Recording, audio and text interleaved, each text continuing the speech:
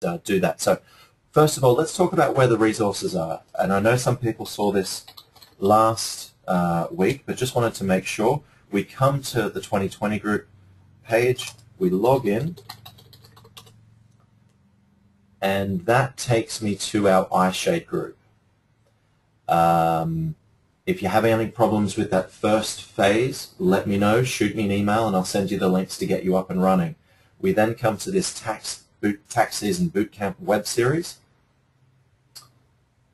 Now, if you don't have this screen in front of you, you might have join this group, request to join this group. If that's what's coming up, then just click on request to join this group and we'll turn that around very quickly. So you can join the group, send a request. I have sent the invitation code in last week's emails, so just check out those. Then I scroll down, and so for example, the course notes, we'll click on this resources tab, and I'll just wait for the screen to catch up. And then I will come down to three-way wins in the cloud. And then this is where I can download those course notes.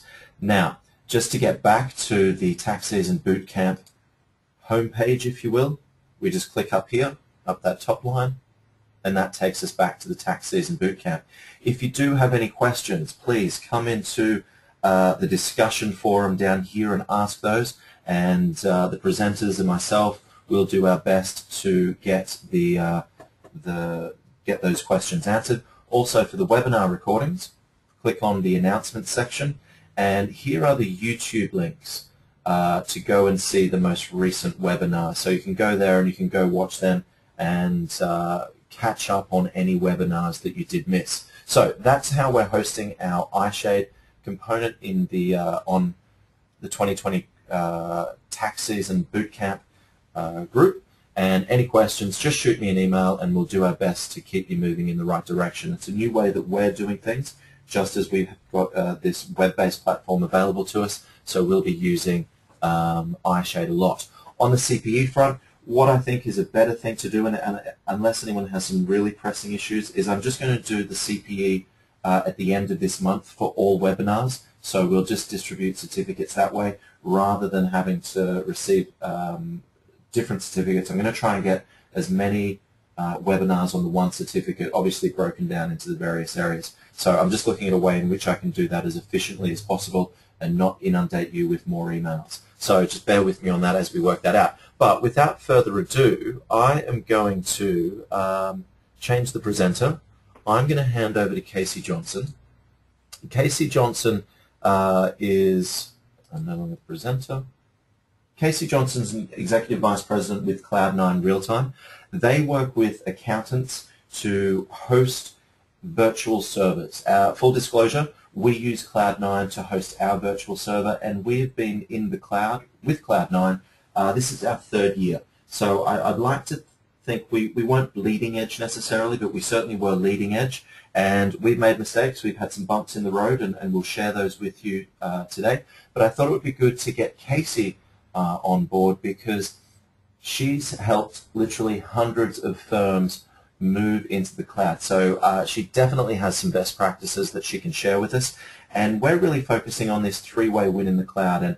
And the three ways, and I'm stealing a bit of Kacee's thunder, but think about it in terms of helping your clients improve customer service, help your people, particularly with offering them a flexible work environment, and then help yourself by reducing those headaches of tax season. And if you do have any questions, pop those into the question section. It doesn't look like we have any hands raised or anything like that at the moment. So Kacee, have you had any calls during tax season where a server has blown up? Unfortunately, yes. We tend to get those. I actually had one 2 days before the April deadline this year. It was actually a member of yours that called and their servers just completely died and they needed them up immediately. So definitely don't wait till the last minute. If you're having issues with your server or you were planning on replacing it, now is the perfect time. you only need about 2 weeks to get fully up and going in the cloud, so there's plenty of time. Obviously, with the holidays, it takes some work days out of the next few months, but there is time. So if you're having problems with your server, don't wait until it's too late, because it's going to be a lot harder to get you up and back and running. You're going to be down a lot longer during tax season if you hesitate too long. Thank you, Kacee. So take it away. All right, great. So thank you, Damien, for having me today.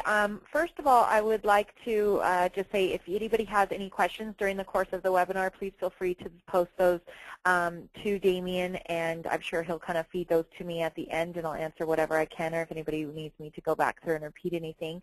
But to get started, I kind of like to just talk a little bit about what cloud computing is. I know that there are a lot of people getting bombarded with the message of get into the cloud, and they're a little bit confused as to, well, is this just a phase or is this something new, and you know, is my firm really ready for it? So cloud has been around for a very long time. It's just that large corporations such as Amazon, BMW were the ones that could really afford to be in the cloud.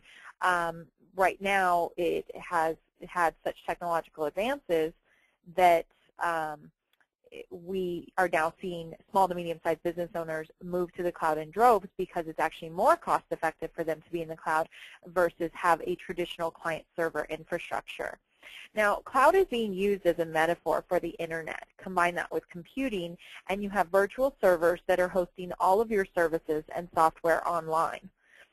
Virtual servers allow users a way to increase capacity and add capabilities quickly without a large investment in new infrastructure.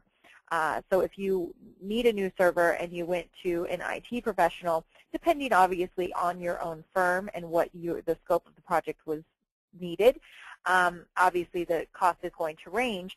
But if you're doing exchange services and you're going to need a file server, an average firm is going to get a proposal for around $30,000.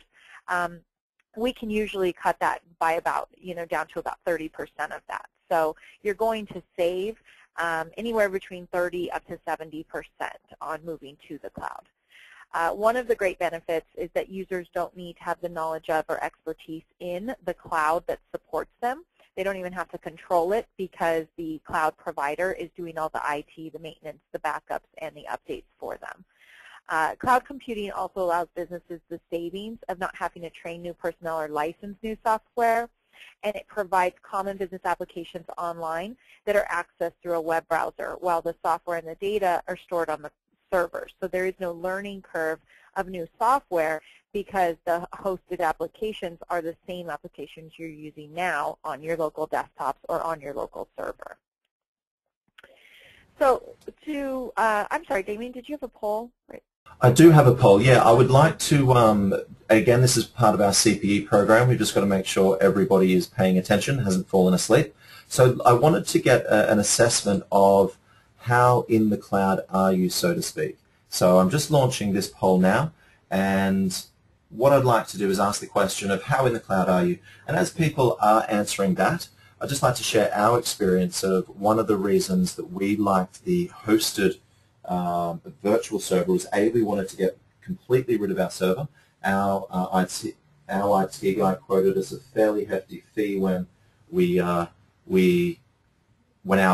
server fell over. But what we liked is the fact that we could access all those same applications. So we were going through a change process, but there was but the change didn't relate to using the actual applications. It was more, the change was how we access those applications. But once I clicked on Lacert, we were up and running and nothing had changed. So 92% have voted, and let's close that poll and let's share that. And Kacee, do those statistics surprise you? Well, I think that it's pretty common what we're seeing. People definitely are tending to move a little bit quicker. I'm actually having problems seeing yours, because now you've made me the presenter, so I can only see mine. Oh, right, sorry. Okay, so 45% are saying very little, and then 18% are basically more so. 18% are saying a lot of cloud activity with hosted QuickBooks, hosted emails, and then about 20% are saying that they are completely in the cloud. Yeah, then I would say that that's about average. 45% not being in the cloud really is, we're coming up, we're past the point of early adopters for sure. We're in the majority. I would say that within the next 2 years, somebody who's not in the cloud is going to be considered on the laggard, stance if you're looking at a bell curve. Okay, fantastic. So let's hide that and hand back to you, Kacee. All right. So to kind of explain a little bit further about what it is in the cloud, the cloud is made up of a few different things. First of all, the physical hardware, so that's going to be your network appliances as well as the servers. We then install the applications, so the software that you would store locally. So now people are getting very minimal terminals locally. They could even be getting thin clients. And then the storage, so your data files. There is a total estimated infrastructure of the cloud of about $452 billion, and I need to actually update this because this was from the end of last year. So I'm excited to see what 2012 will be at, so we can kind of see the growth of it. A little bit of explanation on our cloud. It's a little bit different than most cloud computing solutions out there in that we are hosted. We're not a SaaS model. SaaS, which you're probably hearing a lot about as well, that's a type of cloud computing, but it's software as a service. That's where a manufacturer has developed an online edition of their product. Something to relate this to would be QuickBooks Online. That is a SaaS product. That's their online edition of QuickBooks. It's a totally different product than QuickBooks Desktop, which we are hosting. So we host the full desktop version of QuickBooks in a multi-user environment in the cloud, but again, that's different than QuickBooks Online. We also then integrate that with hosting the full Office suite, your tax software, time and billing programs, CRM systems, anything that is a desktop application that you would normally host locally. And then we integrate that with maybe SaaS products like Bill.com or SmartVault. So everything is in one central location so that you have all of your applications on your own private virtual server. Your users, whether that is your employees, you as the business owner or the accountant, and then, of course, your staff or your different clients that need to log into their QuickBooks files. Now, I like to kind of go over some best practices in moving to the cloud because so many people are looking into it, and this would be whether you're going to a SaaS product or a hosted model. Understand that you are going to be able to avoid those high upfront costs. Definitely learn from the early adopters. There's so many resources out there right now. We have a free white paper that is nothing about Cloud9. It doesn't even mention our company, but it's purely about implementation of the cloud. I welcome everybody to visit our website and download that off of there. I don't know what is going on with my computer. It keeps skipping forward without me touching anything. Sorry about that. But definitely go to vetted certified cloud providers. If you're going to be hosting QuickBooks, you need to make sure that they are licensed commercial hosts. But we are seeing a lot where we get a potential client and we're working with them and they say, oh, well, my local IT guy said that he can put me in the cloud. This is not the same thing as going to a accredited certified cloud provider. And what I mean by that is that there are lots of us out there that are certified cloud providers. I would say about 15 that are really vetted. That we all offer free trials. I highly recommend that you go out there and try them all and see which one is the best fit for your firm. But don't go to a local IT firm that could be doing this out of their garage and is really just trying to save some extra business, and so they're adding new services to things that they've never really provided. I think that that's a little dangerous. Now, another best practice is understanding that the SAS 70 is old. The AICPA eliminated the SAS 70 at the end of last year. SOC 2 is the new. There are 3 different types of SOC 2 reports. So make sure that you're looking at data centers and cloud providers that are certified with the one that is going to be most relevant to you. For us, our data center has all 3. For us, though, we did the SOC 2 Type 2 because it actually watched us and went over different criteria for a 6-month period instead of like the Type 1 is over just one instance, one day. Address all of your security concerns. I know that this is the most commonly asked question to us cloud providers, and I will definitely go over that in this webinar. But get together a list of all of your security concerns so that you can bring those to the cloud providers and get them answered at one time. Like I said, try before you buy. I'm a big advocate of free trials. Solve the integration problem. What I mean by this is don't end up with, and this also goes with the next one, singular sign-on, don't end up with a provider where you have one thing being solved by them, but then you have to go to another provider for something else, and then yet another provider for something else. You want to make sure that all of your applications are working seamlessly together in your cloud, and that you have one place to log into instead of 3 different providers, and then they don't all integrate together. Dual monitor functionality, obviously, huge, huge thing for accountants. I don't know any of my clients that don't work on at least 2 monitors, some of them 4, 5, and 6. So make sure that they have seamless windows. Connection managers, I kind of talk a little bit about this because so many of the other hosting providers out there use either Citrix or some other connection manager like Quest. If you're on a connection manager, you may have some problems with dual monitor functionality. Again, I think you'll know if you have those problems if you try before you buy and just do a test run at first. Backups, disaster recovery, obviously huge, huge topic right now because of the whole thing that happened with Sandy. We got bombarded in phone calls because people lost their servers. They lost their entire offices, to be honest, and they needed to get back up immediately. So definitely think about it before a disaster hits in your area and make sure that you have off-site backups.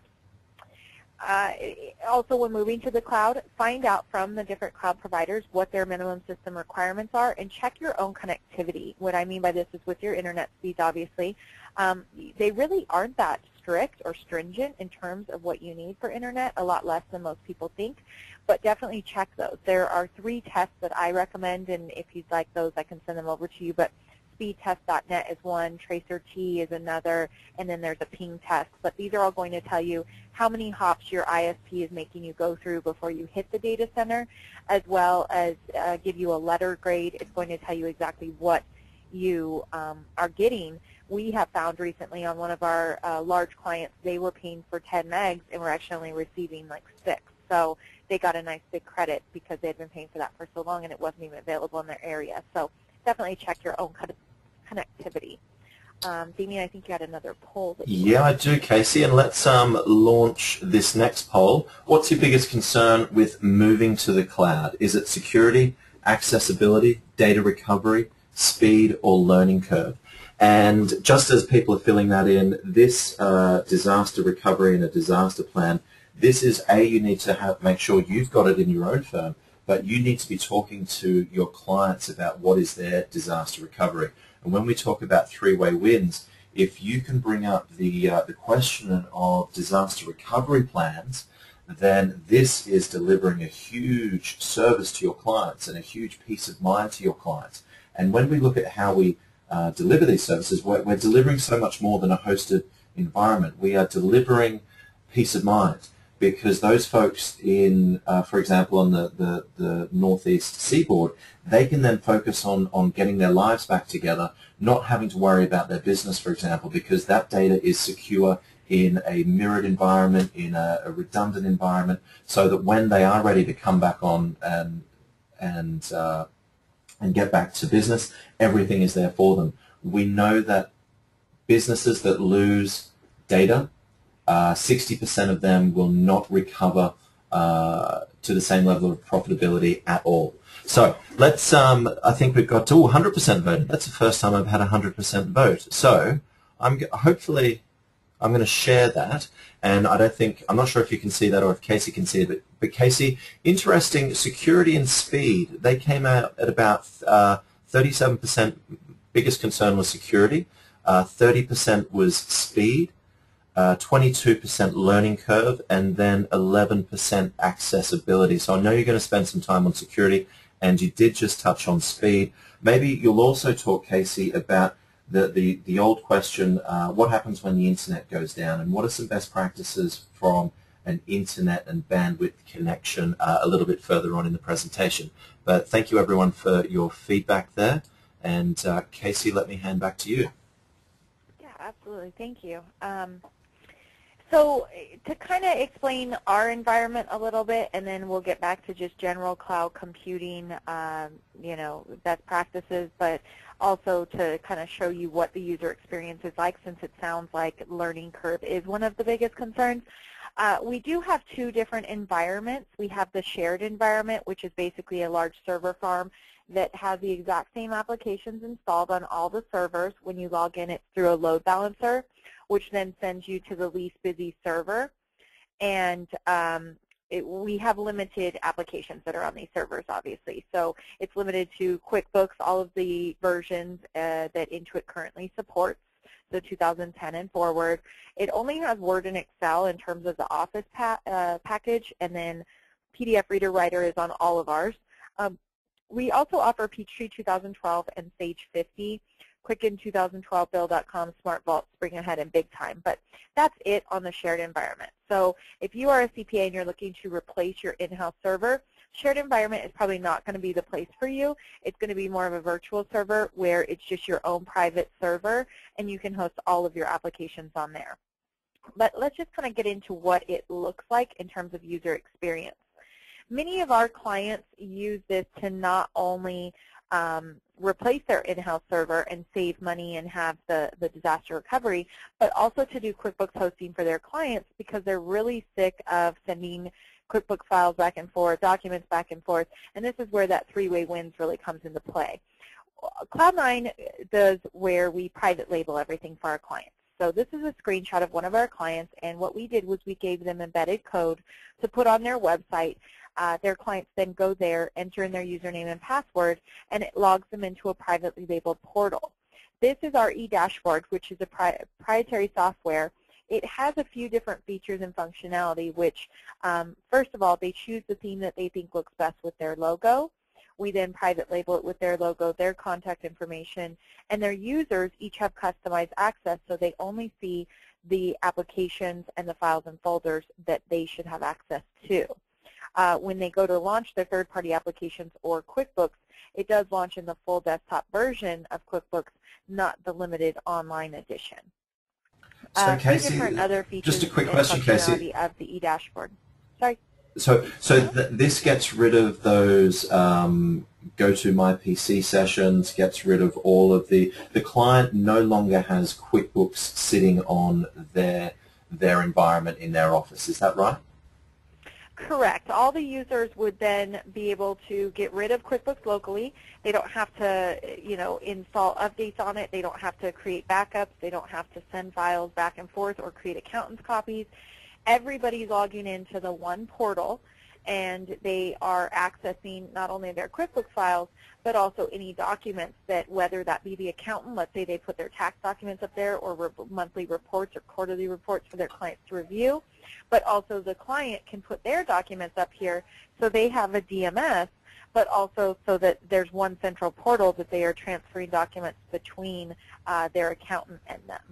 Fantastic. And just a bit of an experience within our firm, in that legal section, for some of our clients, we have copies of their passports, copies of their marriage certificates, business licenses, credit cards, just so that that information is in a secure environment with the data redundancy and the backup as well. And I know Larry, one of our clients, traveling a lot with work, loves the fact that everything he needs to run his business and all his, if push came to shove, he could just log in on our website into this eDashboard and download all the documents he needs. So, sorry, Kacee. Yeah, no problem. So a few other features and functionality that the eDashboard will offer, and again, usually for our CPA firms, if they have a DMS internally that they use, let's say they're big Lacert users and they use Lacert DMS, they may not use this internally, but if they ever did QuickBooks hosting for their clients, this is a nice free solution for them. Free in terms it comes with each user license you purchase. But there is an inbox where all users can scan, save, fax, or email documents directly into the system. The File Explorer is basically just giving you a map server drive so that you can add, copy, and save documents directly into the system. At the top where you see the e-box, that's the document management and storage system that your clients as well as you would save the different documents in. And then at the bottom there's an easy search tool so that you can find documents in seconds without having to go and look for what you need. This is just kind of the basic environment. That would be available on the shared servers as well as a virtual server. Now, the virtual server is a little bit different because it's dedicated just to you. It's all-inclusive server, so if you go out there and you're looking online for different virtual server options, you'll notice that many of them, especially the big players, it's basically just empty space that you're leasing on a box. You're still having to do all of the management of the server yourself. I don't know why my computer keeps bumping forward. You're still having to do all of the management of the server yourself, and there are a lot of additional fees like license fees, storage fees, things like that. So make sure that you find a solution that's really what you're looking for. Part of, to me, the biggest benefit of moving to the cloud is that you can shift the focus from IT back to your own practice and billable hours, so you're not having to manage a server. But our virtual server solution allows you to host all of your third-party applications as long as they're compatible with 2008 R2 Windows servers in a terminal server environment, and obviously that you have the proper licensing. It's a package rate when you go to a virtual server. So on our shared environment, it's just a per-user fee because we already have set applications on those. On a virtual server, it's actually a package rate. So they're custom-built servers. They come with custom proposals. You basically tell us what you need in terms of users, applications, how much data you have, because we never charge storage fees, so we know how big of a server to build you. And then you know exactly what you're going to be charged the whole year. That way you can budget and then turn around and bill your clients appropriately. The virtual server does have the full Office suite, which is nice because you would have Outlook as well as PowerPoint. And your Outlook you can sync with your email. We do Exchange hosting now, which is really nice because it's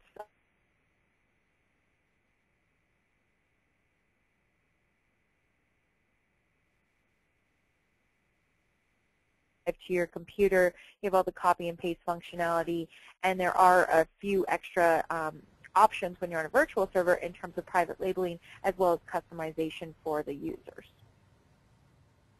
Kacee, yeah, just one before of the you, other benefits. sorry, Yeah, go just ahead. before you do go on, I would just recommend from our standpoint, I think it's the dedicated virtual server is the way to go, just because we're not then having this blended model. We're not putting, for example, our QuickBooks and a few applications up there, but still have to maintain our own hardware and put patches to run the cert or some of those other the applications that aren't supported in the server environment. I think we just need to move everything into the cloud so that from this line in the sand, this is how we do, this is how we work. Whereas I think it's difficult to streamline processes when we're working between that shared environment and then also your local environment. So just something to think about from that standpoint. But and that was our experience as well. We just wanted to get rid of the server completely. So sorry, Kacee, back to you. Yeah, no, one thing I like to show people is that if you have your own virtual server, some people really don't want to use a browser to log in or have any kind of different virtual environment. So we give all of our virtual server clients the option where they can just log in and work directly on the server. So this is kind of showing you how that would look and be for the user experience. You can just log in, work. Each person would have their own Windows desktop. They can create their shortcuts to the applications they want. You'll see in the Start menu all the applications you have access to. It's a Windows Server, user-friendly desktop. There's no learning curve at all. And, of course, you can see that you can have individual users with customized access as well so that they have their own My Documents folder on the C drive that then they can kind of hide from the other users. And then you would still have that shared map drive for, the corporate documents. Now, obviously, security is the biggest concern, so I'd like to kind of go over that and answer any questions that people have on security. Again, the SAS 70 was eliminated, so SOC 2 is the new. We also are SSAE 16 certified. 256-bit encryption is the login on the front end as well as the back end. We do automatic site backups for you nightly, and we have actually offered now for our virtual server clients where you can increase the frequency so that it's not just done once a day, but it's done every hour or every 4 hours or 12 hours, however often, and you can keep them for longer retention as well. We deploy Cisco firewalls and routers. We're a full VMware environment and Dell servers. We have an uninterrupted power supply with contracts with 2 different diesel companies to keep those generators fueled at all times. And we do full mirror disk imaging and RAID implementation. There's 24/7 on-site monitoring at our data center.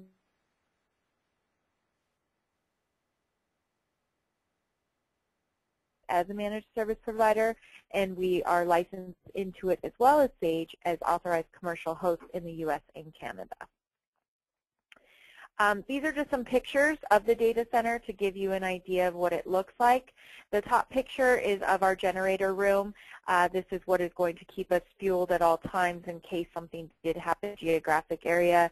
I've been with the company for almost 4 years, and there have been some times when in the area something happened. Last August, there was a big power outage in all of Southern California as well as Arizona and New Mexico, and our data center didn't have 1 minute of downtime.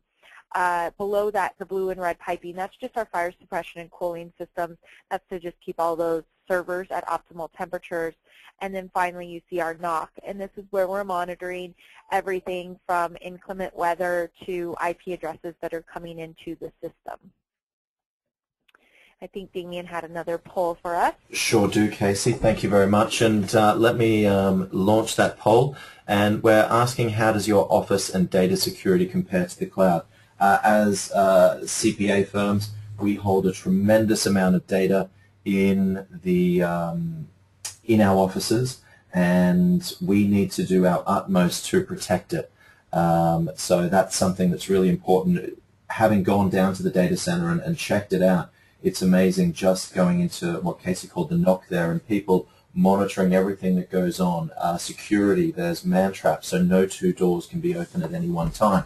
But I just love that if there were a spike in activity coming into the center, probably means that one of these bots or computer systems sitting somewhere, let's just say Latvia or Estonia, is trying to access those servers. And they can just shut that server down. And that really helps me sleep at night, because before we had our IT guy who looked after a couple of 100 businesses, and obviously he was doing his best and doing a wonderful job, but there was no way that he could do that much more beyond a McAfee firewall or a Symantec firewall to protect our data. And we're looking at, say, fire or theft as being probably the main ones, but we are seeing a movement downstream from the hackers who have realized that smaller CPA firms hold a huge amount of data, and they're seeing those as really good targets to go in and hack and download information such as social security numbers, credit card numbers, etc. So we've got to be doing our utmost to protect that data, and I've been to offices where some folks have said the utmost we're doing is chaining that server to the ground, and I don't think that's good enough in this day and age. So let's have a look at what people have said in terms of how does your office and data security compare to the cloud. 4% have said they're exactly the same, so I would assume that 4% are in a hosted cloud environment. 63% have said we're good, but we know we need to improve, and I think we can go back and have a look at all of our systems and look at, if we're not in the cloud, look at how will it be enhanced by moving to the cloud? How will it be enhanced by having a dedicated IT team that's around, watching around the clock? 20%, not close, and we know it. And then 15% have said nowhere near as secure, which probably isn't that surprising. And Kacee, what about, have you ever heard of any firms, I believe they're called white hackers, where they're the good type of hackers that try and hack into systems? Have you heard of any accounting firms that have encouraged encouraged their IT person to try and hack into the system? Yeah, and there's actually companies out there that will do just that and try to find your weak spots. So absolutely, and there's consulting firms that will do it as well. So that's becoming more and more popular, just because people always think, oh, we've covered every base, but maybe hiring a professional to come in and show you where your weak points are. Yeah, and another side is the redundancy. We go into some firms and we say, well, are we mirroring the server? Is it redundant somewhere? And many of them say yes, which is fantastic. And then I ask, where is it mirrored? and often it's at their IT consultant's office, sometimes in the same building, but more often than not, it's mirrored or redundant in one other location, which is typically in the same town, which is no good if Hurricane Sandy comes through and takes out the town, so to speak. And obviously, touch wood, we don't want that to happen. So we've got to look at the redundancy. And Kacee, you mentioned you're redundant in 5 or 6 locations. There's 5 right now. They are working on getting a 6th. We co-locate to a company called American Internet Services, AIS, and they are the professionals at building data centers. We're big advocates on letting people do what they're great at. So we don't try to do our own taxes, and we don't try to build data centers. So they are working on a 6th location. I believe it's going to be in Dallas, and then I know they're also getting a contract with a company up in Canada. So hopefully in 2013 you'll see us expand to those 2 areas as well. Fantastic. Okay, so hopefully that's addressed people's questions about security, but if you do have any questions, make sure you type those into the question box down there. And let's talk about what we can host in the cloud, Kacee. Yeah, absolutely. So there's always the questions of what can I host. Now, on my screen, it's a very limited list, but this is by no means a limitation of what we actually host. We host over 300 applications right now. The list grows daily, but these are just some ideas to get your brain kind of working of what's available out there.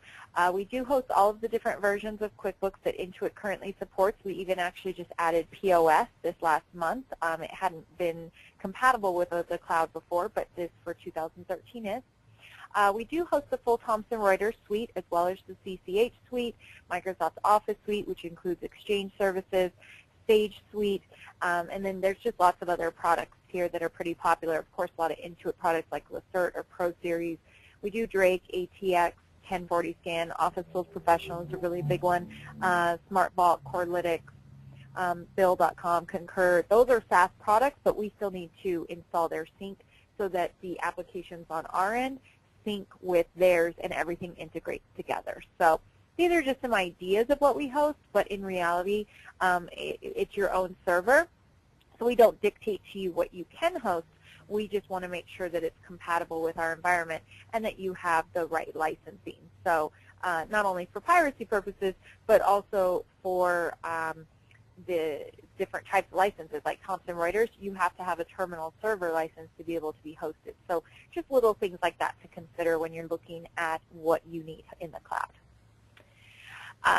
Real reasons of why people are moving to the cloud: time and money savings, instant access to financials. It's a faster turnaround time for your client. There's the ability for the accountant and the client to be working in the same files at the same time, so there's no more creating accountant's copies or backups.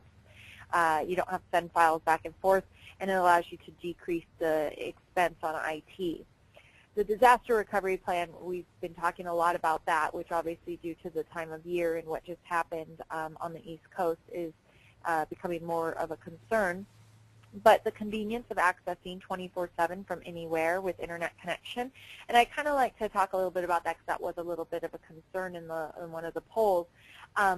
You do need internet connection to get in. So if your local office, you have problems with your internet connection regularly, I recommend having a backup for sure. If you have great connection and you don't see the need to get a second connection, maybe just keep like one of those MiFi hotspots that you can open up for everybody, or just go down to Starbucks or go home. I'm sure you have internet at home. So there's lots of different options. You do need internet connection, though, to get into your server when it's in the cloud. If your internet was down, though, then, I mean, how much can you do, really, even if you had your server locally? I mean, you're not going to have email or anything else. But full desktop version of QuickBooks in a multi-user mode, obviously a huge benefit. Allows you to simplify the accounting process, host all of your third-party applications. You get that freedom and flexibility with your own server because it's just you and your users. That also allows for faster tech solutions on our end because we know exactly where to look instead of, if you're on our shared environment, it's a huge server farm with lots of different servers. Few more private label features, but it is an all-in-one virtual office solution. It's actually won a few awards this year, so we're pretty excited about that. And, you know, like we've been saying, it does save up to 70% on IT expenses.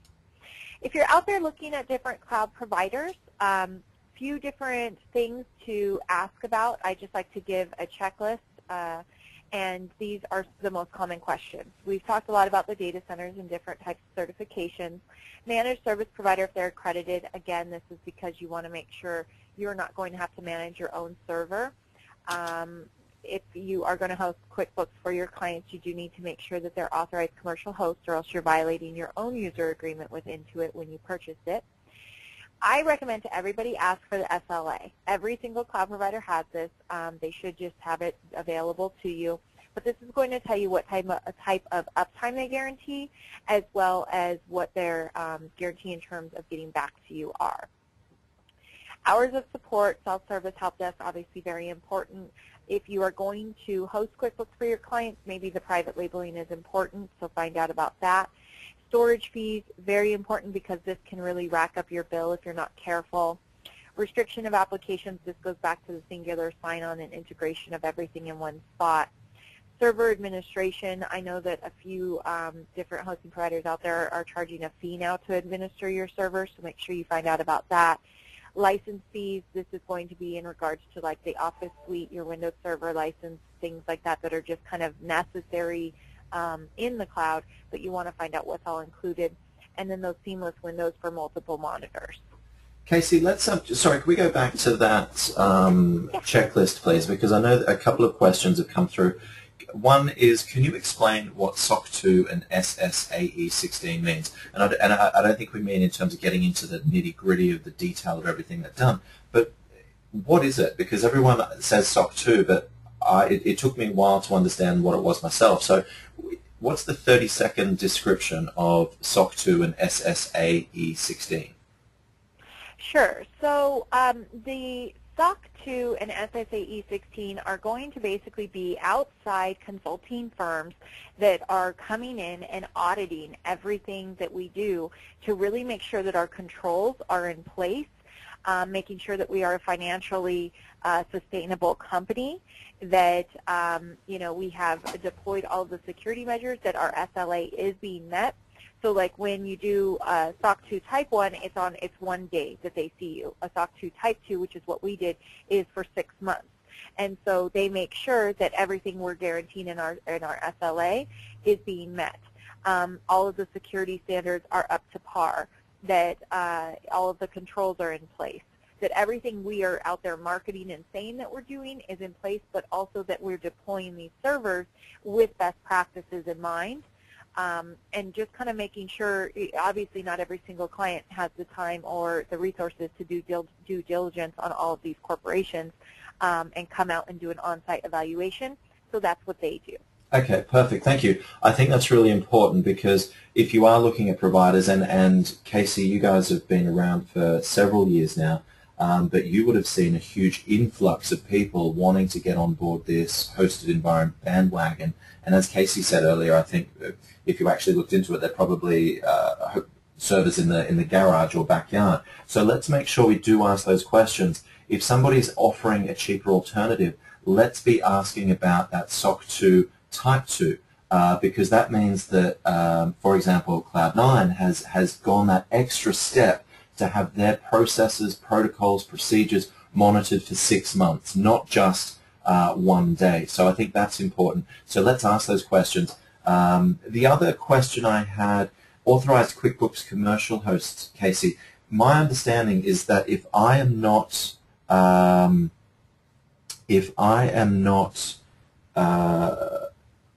host my QuickBooks with a non-authorized commercial host, I'm in violation of my agreement, aren't I?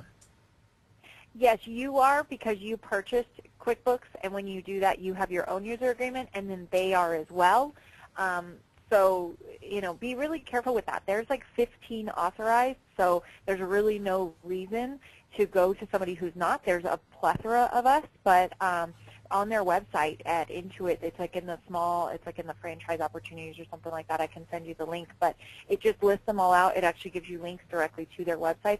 And again, I think all of them offer a free trial. So definitely make sure that you're using authorized QuickBooks commercial hosts and not just going to a local cloud provider to host QuickBooks for you, because you're going to be in violation yourself as well as them. And I know that Intuit is going after the companies that they find doing it.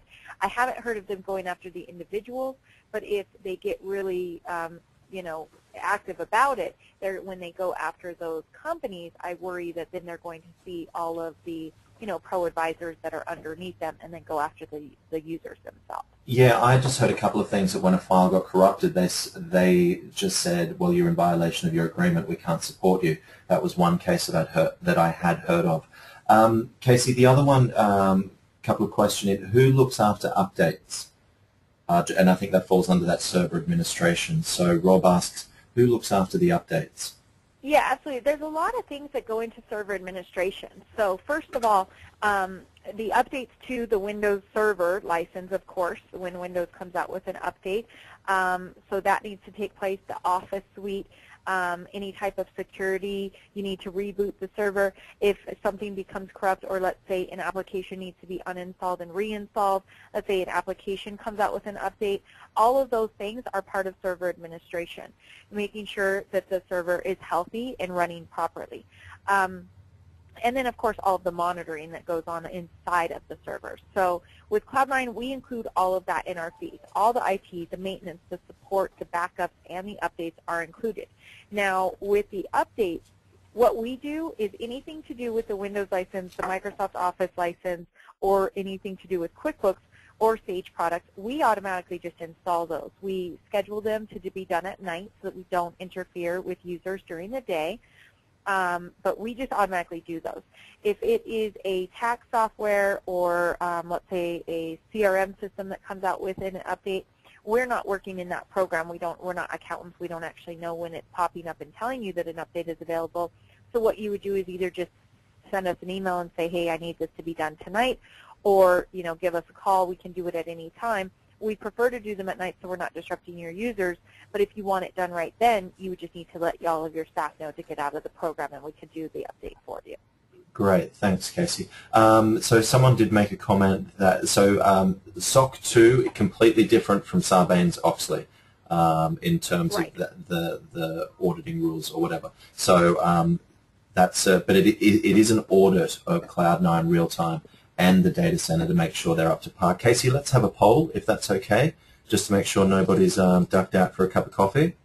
What is the biggest benefit you see in moving to the cloud? Is it offering flexibility to your people? Is it data security? Is it cost savings, enhanced IT support, or enhanced customer service? And obviously there should be the all of the above option, but which one do you see as the biggest benefit to your firm? And just while we're doing that, Joe, you asked to show the sample accountant's website and the private label page. If it's okay, just with time, we posted the slides into the iShade group, so you can go in there and have a look at those yourself. And then if you have any questions, Joe, perhaps have a look at the slides in iShade, then give myself or give Kacee a call, and I know one of her team will be able to do a one-on-one session with you. So let's have a look at the results. We've got 80% voted, and remember that we need to get these votes for CPE. So looks like 82%. So let's close that. I'm going to share that, but I'm not sure if that's being seen. So 30%, which is nice. Well, about 30% and 30%. They've said offering flexibility to your people. That's huge, particularly coming into tax season. We've got a number of firms that will do, for example, a 9 to, well, depending on the individual, but the days of 7 a.m. to 8 p.m. to 9 p.m. are gone for some people. Not for all, because I know some accountants absolutely love it, but we're seeing a big increase in some of these firms that are, some people will come online at 6 till 7 from home.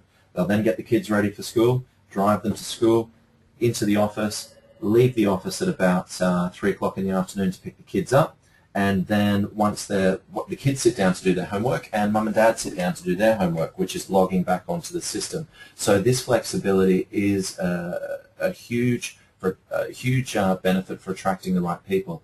Enhanced customer service, absolutely. Our experience has been, particularly Larry, he hasn't necessarily been delighted. He hasn't necessarily been delighted with accessing QuickBooks, because it's exactly the same QuickBooks. But he has been absolutely over the moon with the data redundancy, the backup and that e-dashboard that really is able to keep all of the important documents, that document management system for our client sitting on our server, which is accessed by our website. So that's what Larry's stoked about and helps him sleep at night, is that data redundancy and backup. So just to comment, 22% coming in at data security as being the major benefit. Cost savings, only 13%. That's interesting. Our experience was dramatic in terms of cost savings. I think only 9% have said enhanced IT support. And Kacee, I think people underestimate the value of that.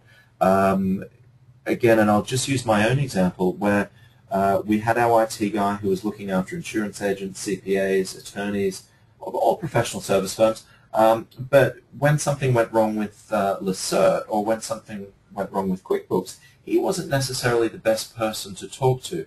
When something happened with the network, he had to come in and fiddle, and that depended on him, his availability and his other bookings. Whereas now, where we've moved into this hosted environment, we have a dedicated team. We log a ticket. We've got more than one person that we can refer to. We've got people with different skill sets. We've got experts on exchange servers. We've got experts on the tax software. And also, another good aspect of it is because they have so many people using QuickBooks, they're pretty important to Intuit. So their people get through pretty quickly, and they have direct access to support teams that us mere mortals don't. So the enhanced IT support, it may not be the biggest benefit, but it's a surprising benefit that I think is overlooked until you get into that environment. So again, just my experience there. So Kacee, what are the next steps? So to get set up on your own server, there are a few things that we need. We need to know, first of all, how many users you have that would be accessing the system, and each individual person logging in is considered a user, whether that be a staff user in your firm or a client user that you're doing QuickBooks hosting for. Full list of the applications that you need hosted, number of gigabytes of data, and then because we like to send you a free trial to test it out, if you're using a Mac or a PC, because they are a little bit different of a login. So this is what we would need in terms of getting you a proposal so you can do a cost analysis, as well as getting you a trial so that you can log in and kind of play with the system. So Kacee, you also, sorry. So, go ahead. I was just going to say, ladies and gentlemen, are there any more questions to come through? It doesn't look like there are, so I'll hand back over to Kacee, who will finish up, I think. Yeah, so if you are really interested in moving to the cloud and wanting to get more information first, I recommend that you check out our website for the free white paper. There's also this book, Together in the Cloud. Our CEO wrote it, but it does not mention Cloud9 once. It is not anything about us. It's actually just about implementation to your own firm as well as to your clients, and you can find that at robertjchandler.com. And then I know that, Damien, you wanted to wrap up a few things regarding future webinars. Yes, so we've got a break next week with our Thanksgiving, and then we're back on November 28, where we talk about flexible staffing options for this coming tax season. But I can't stress enough that we have had number of calls and number of post-tax season conversations with people that said the server, while it may not have died during tax season, it is certainly on its last legs. So if some of your technology is older, this might be the perfect time to update. And Kacee, what would be the bring on or the rollout phase? I think you said something like 2 weeks, is that right?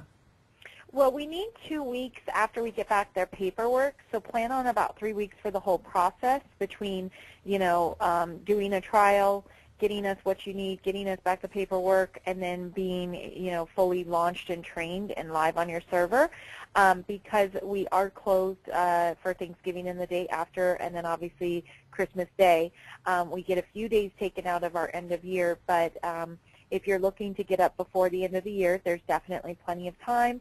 Some people don't need to be up by January 1st, but instead they say, you know, sometime in January, because they don't really hit tax season until the last week of January or else beginning of February. So every firm is different, but you do need to give yourself about 2 to 3 weeks. Okay, fantastic. Again, if you have any questions about what our user experience was like, please feel free to shoot me an email, give me a call. And as I said, full disclosure, we do use Cloud9.